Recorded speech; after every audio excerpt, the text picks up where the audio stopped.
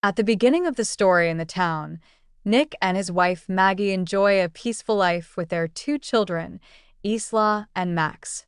But one morning, everything changes when Maggie suffers a heart attack and is rushed to the hospital. She's now been there for several days, waiting for a heart transplant. Juggling work and caring for the kids has become overwhelming for Nick. One evening, he takes Isla and Max to a presentation by Cobol Industries, where they are introduced to the Sims, advanced robots designed to assist humans with daily tasks and challenging jobs. Intrigued, Nick listens as the salesman explains how the Sims can adapt to meet their owners' specific needs. While Nick is engrossed in the details, Isla wanders off on her own. Nick freaks out when he notices, but thankfully a Sim called Alice brings her back. Alice offers to watch over Isla while Nick shops, and she even makes a joke that surprises him. The seller explains Alice is the latest model with the most sophisticated AI, which allows the Sims to mimic human emotions. This makes them especially good with children, and Isla wants her. The next morning, Nick is struggling with feeding the kids and dealing with an important call from work. At that moment, Alice arrives and immediately gets to work, asking for all the family schedules while noticing the house is messy and the stairs railing is loose. After Nick leaves to take the kids to school, Alice absorbs the shopping list from the smart fridge with just a blink and starts tidying up the house, noticing a digital picture frame that shows the family with Maggie. At the end of the day, the family comes back to a perfectly clean house and their dinner ready. However, Isla complains about the lasagna because it tastes different from her mom's.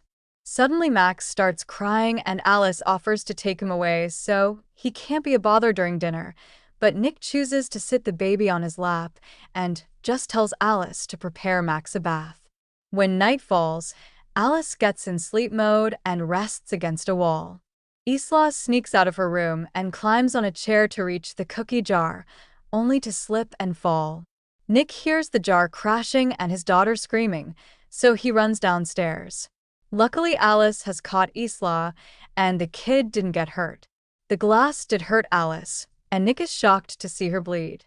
After putting Isla to bed, Nick checks on Alice and finds her in her underwear. He asks if she needs a repair shop, but Alice has used a special bandage that instantly closed the cut. Sometime later, the family visits Maggie, and Isla tells her Alice has become her friend. Nick gets really affectionate with Maggie because he misses her so much. When Nick returns to work at the construction site, he and his coworkers notice their boss is showing the place to a representative from a robotics company.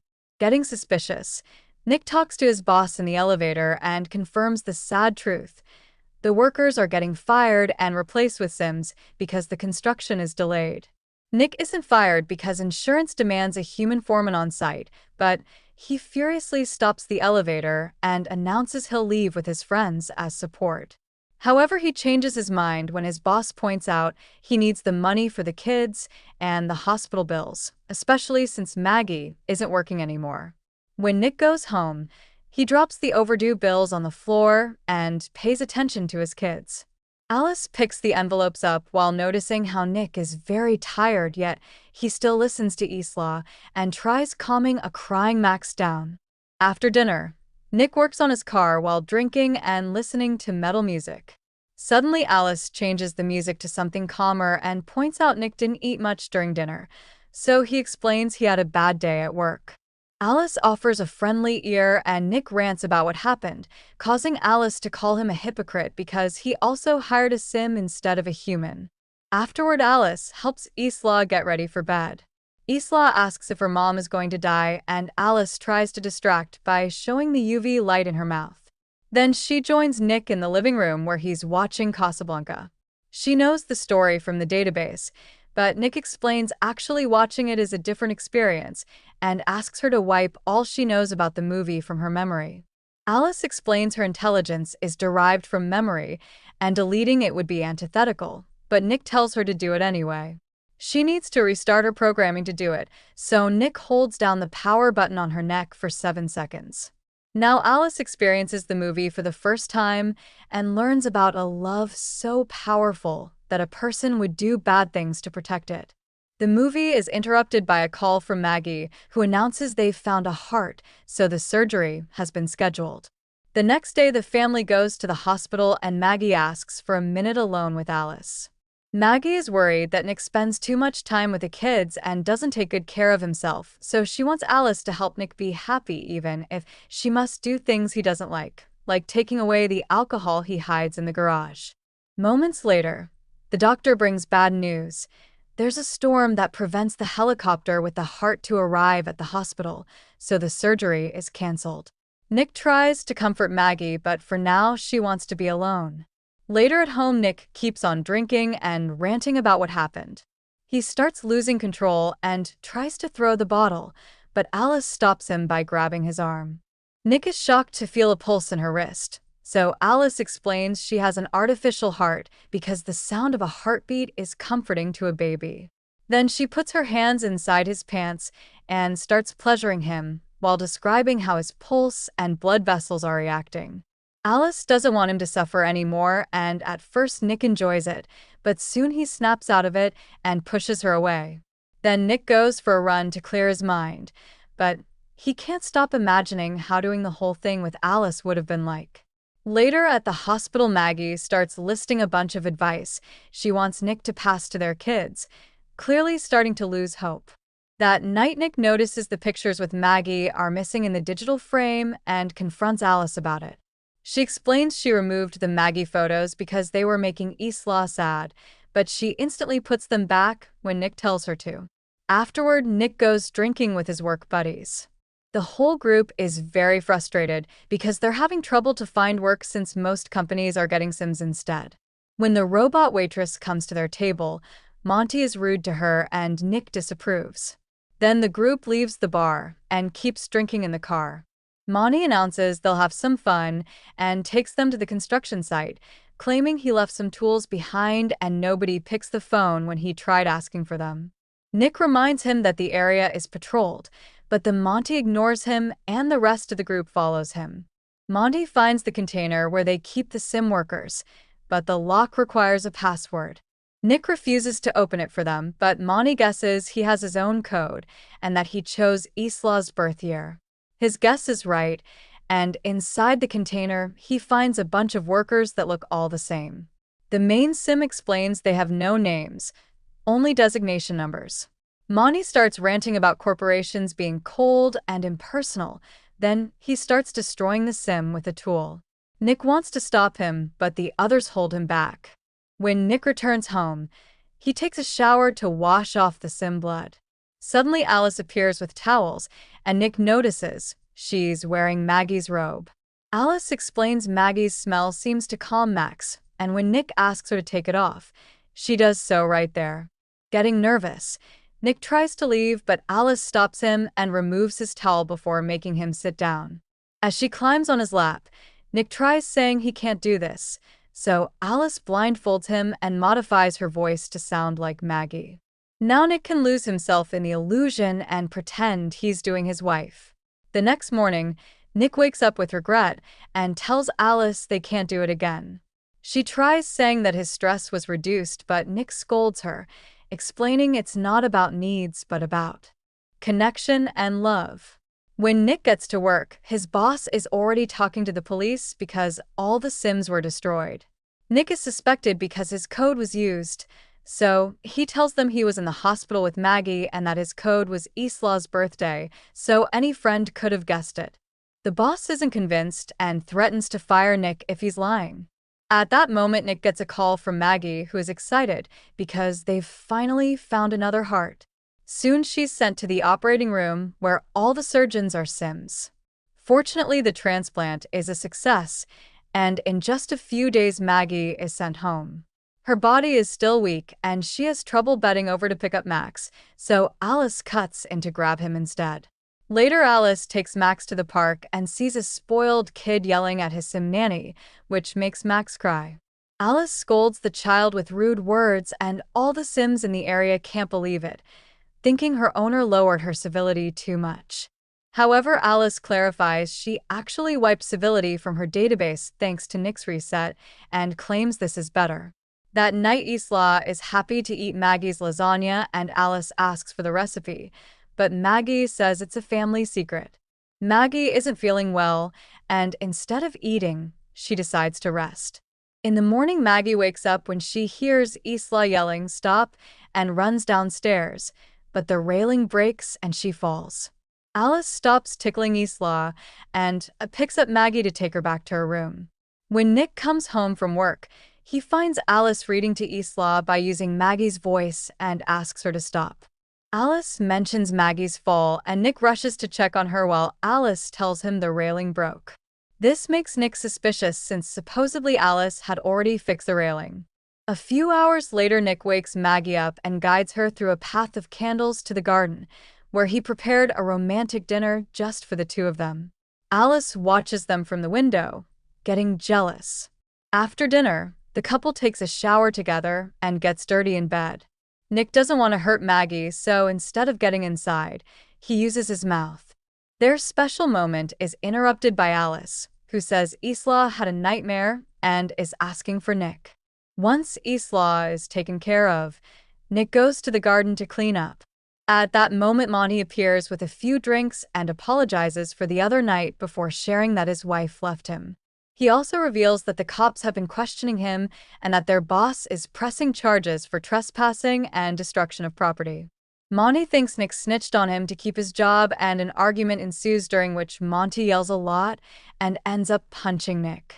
When Nick tackles him back, Monty quickly overpowers him and starts kicking him.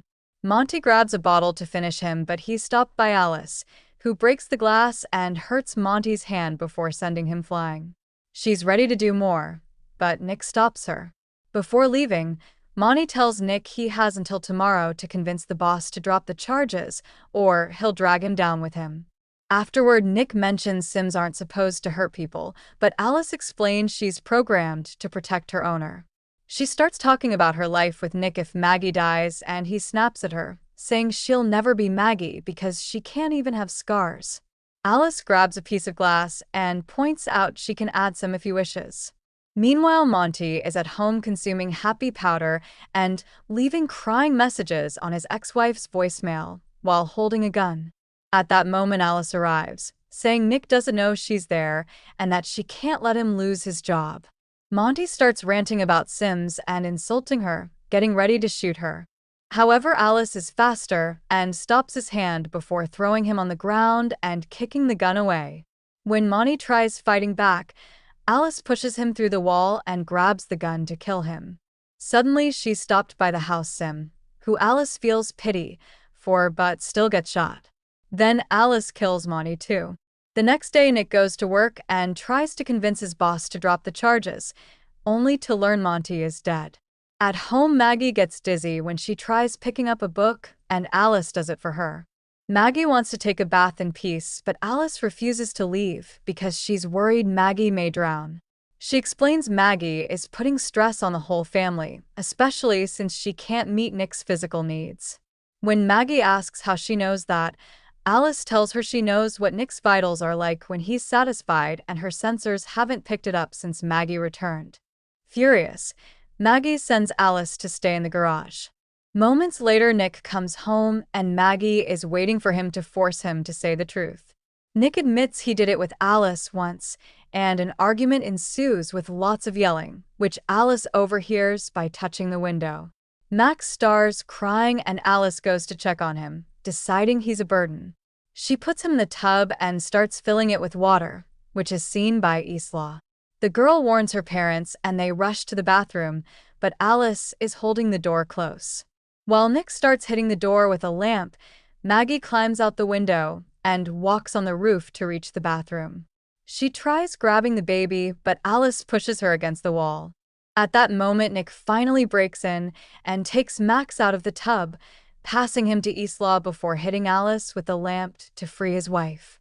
Soon Alice stands up again with heavy damage on her face and blocks the lamp when Nick tries hitting her again. Maggie tells Nick to let go and plugs the lamp, causing Alice to be electrocuted. She passes out and the house loses power. Afterward, an ambulance comes to take Max to the hospital while a company technician asks about any signs of Alice malfunctioning before. Nick apologizes to Maggie, who explains she needs some space and leaves with the kids. Meanwhile, Alice is taken to the repair shop, where a technician is opening her head. The other worker notices Alice's hand moving, but it stops when her memory is removed. They connect it to the computer and notice the code has gaps everywhere. Suddenly, the screens start flashing and a message appears saying an upload is happening, meaning Alice is taking over. The technicians pull the memory, but Alice is already in the system, so next they unplug the computers. However, another message appears asking, "How do you run from what's in your head?" And suddenly one of the technicians is killed by Alice too, a sim that the original Alice's dumped her memory into. Then Alice too ignores the other technician's commands and repeatedly mashes her head on the floor before turning to original Alice. Meanwhile, Nick is at the bar drinking and sends the waiter away because he's a sim. Suddenly Alice arrives, speaking badly because her face is still damaged. She explains her duty is to make Nick happy and admits she killed Monty before saying she's at the hospital too. Nick tries to leave, but Alice holds him down and hacks the barman with a look to freeze him.